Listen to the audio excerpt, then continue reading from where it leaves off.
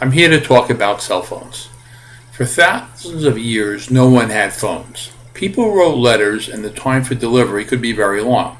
People had carrier pigeons, but that wasn't necessarily practical or reliable. But then, thanks to the marvels of innovation, the telephone was invented, and boy, did that make a difference in people's lives. Communications improved immensely, both professionally and personally. People were able to do their jobs better and keep in touch with family and friends much more easily without having to endure the long turnaround of communications by mail. It was both time saving and relatively inexpensive and efficient, and no doubt as a result, the quality of life improved. About 35 years ago, the first cell phones came into existence. They were mostly large and awkward and very expensive, so they did not really catch on until the late 80s when sleeker and less expensive versions came about. Nothing like competition to spur better technology as cell phones became smaller, cheaper, and the grids that serviced them improved so connections were better. The cell phone was a tremendous advancement to people in many ways, and no doubt the quality of life improved once again. People love the idea of both reaching someone and being reached by someone quickly. Soon people were acting like they couldn't live their life without a cell phone, even though people did so throughout the history of mankind. With new features like caller ID, call waiting, conferencing, voicemail, then finally smartphones, the capacity to communicate was immeasurably improved. It was both easier to get things done and to keep abreast with others who are important in our lives. But there is a catch, as often is the case with improving technologies. Often there is a bad side, and it is something which I attribute to the weakness of mankind, related to excess. The use of cell phones for some became excessive, with constant ingoing and outgoing calls, texts, apps, and phone access to social media like Facebook and Twitter. Some found themselves bombarded with calls, texts, emails, and other notices. Managing this excessive amount of information, much of it little value to the individual, became a difficult, time-consuming task. In fact, there are worse consequences. People found their productivity dropping, whether it be at work or socially, in keeping in touch with the really important people in your life. For many, a cell phone has become one major distraction. In some cases, it's like the cell phone is taking over people's lives to the point where some feel they cannot live without their cell phone.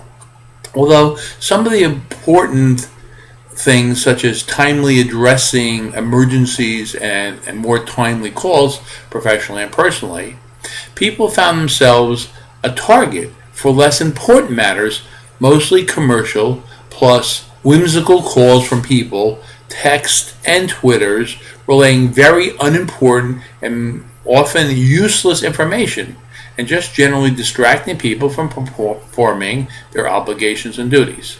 So some of the good stuff that one gains from having a cell phone became offset by massive distractions that diminished personal efficiency and productivity. The result is that a person can suffer on an individual level with the excessive use of a cell phone, and as a result, society will suffer from the loss of productivity. Now, I'm going to expand this topic and talk about the internet and social media, which has some of the same dangers as I am describing now, but I will address that in the next topic. I have experienced seeing many people overusing their cell phones to such a great extent that they miss deadlines, meetings, airline reservations, and other things, often because they're involved in some relatively valueless exercise involving a cell phone. The cell phone allows people to distract others way more than they should, and they do. I've seen people exchange hundreds of texts in an afternoon with one person to discuss issues which are relatively unimportant or could be better addressed at a different time, and which can prevent the person from doing their job. I've seen people walk away in tears and stressed immensely and greatly troubled by these constant distractions to get you overly focused on something while you have an obligation to do something else. Another pure idiocy that I've experienced is that the addiction to cell phones have become so profound that some drive with cell phones in one ear for long periods of time, often distracting them from driving and leading to accidents.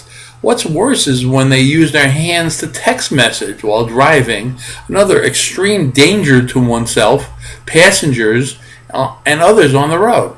The amount of accidents that have occurred because the driver was using the phone in some ways is staggering, and many innocent people have suffered and even paid with their lives because some inconsiderate baboon had to respond to some useless text message. One of the most dangerous applications of a cell phone is Twitter, but that is something that I will address in a later topic. The only solution is to educate people in the idea they have to manage their cell phones better. Most addictions are harmful, and cell phone addiction falls into that class.